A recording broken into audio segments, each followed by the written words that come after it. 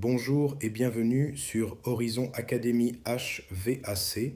Pour comprendre le fonctionnement d'un circuit frigorifique, il faut d'abord comprendre comment la chaleur circule dans les échangeurs. Dans l'évaporateur, le fluide frigorigène absorbe la chaleur du local.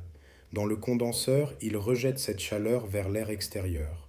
La température d'évaporation, appelée TO, correspond à la température à laquelle le fluide s'évapore dans l'évaporateur.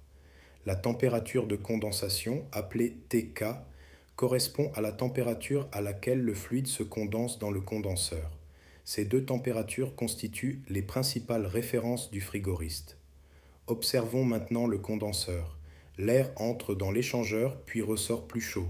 Cette augmentation de température est due à la chaleur transférée par le fluide frigorigène.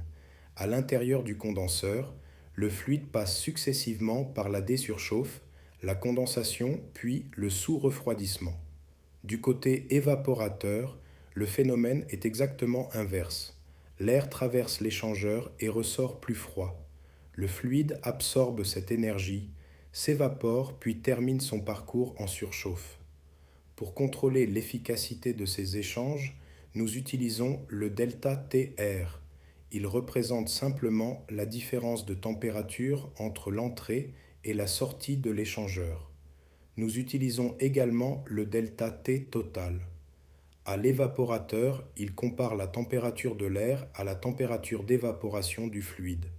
Au condenseur, il compare la température de condensation du fluide à la température de l'air. Ces valeurs permettent d'évaluer rapidement les performances thermiques d'une installation. Retenez enfin que la température d'évaporation, la température de condensation, le ΔTR et le ΔT total constituent les bases de l'analyse frigorifique et du diagnostic des échangeurs. À bientôt sur Horizon Academy HVAC.